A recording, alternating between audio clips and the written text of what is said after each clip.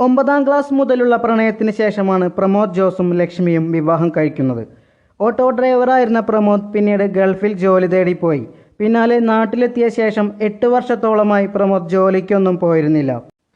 സ്ഥിരം മദ്യപാനിയായിരുന്ന പ്രമോദും ഭാര്യയും തമ്മിൽ വഴക്കുകളുണ്ടായിരുന്നു.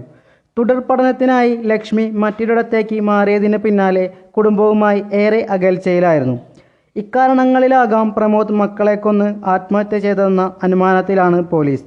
താൻ ആത്മഹത്യ ചെയ്യുകയാണെന്നും ലോകത്തോട് വിട പറയുകയാണെന്നും പ്രമോദ് തൻ്റെ മൂത്ത സഹോദരനും ഭാര്യ ലക്ഷ്മിക്കും വാട്സപ്പ് മെസ്സേജ് അയച്ചിരുന്നു. അർദ്ധരാത്രി 1:55 മെസ്സേജ് ലഭിച്ചത്. എന്നാൽ ഇരുവരും സന്ദേശം രാവിലെയാണ് കാണുന്നത്. മെസ്സേജ് കണ്ട് ഭയന്ന ലക്ഷ്മി വിവരം തൻ്റെ അമ്മയെ വിളിച്ചറിയിച്ചു. ലക്ഷ്മിയുടെ അമ്മ സ്ഥലത്തെത്തി ബന്ധുക്കളെ വിളിച്ച് വീട്ടിലെത്തിയപ്പോൾ ഗേറ്റ് പൂട്ടിക്കിടക്കുകയായിരുന്നു. ഗേറ്റ് ചാടിക്കടന്ന് വീട്ടിലെത്തിയപ്പോഴാണ് 3 പേരുടെയും മരണം പുറത്തറിയുന്നത്. ഇവർ തമ്മിൽ കുടുംബവഴക്കുകൾ ഉണ്ടായിരുന്നുവെന്നാണ് പോലീസിൽ നിന്നും ലഭിക്കുന്ന പ്രാഥമിക വിവരം. ഇതാകാം കൊലപാതകത്തിലേക്കും ആത്മഹത്യയിലേക്കും എത്തിച്ചതെന്നാണ് പോലീസിന്റെ നിഗമനം.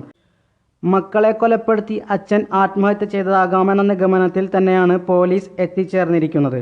പോസ്റ്റ്മോർട്ടം നടപടികൾക്ക് ശേഷം മാത്രമേ മരണത്തെ സംബന്ധിച്ച കൂടുതൽ വിവരങ്ങൾ ലഭ്യമാകുകയുള്ളൂ എന്ന് പോലീസ് വ്യക്തമാക്കുന്നു.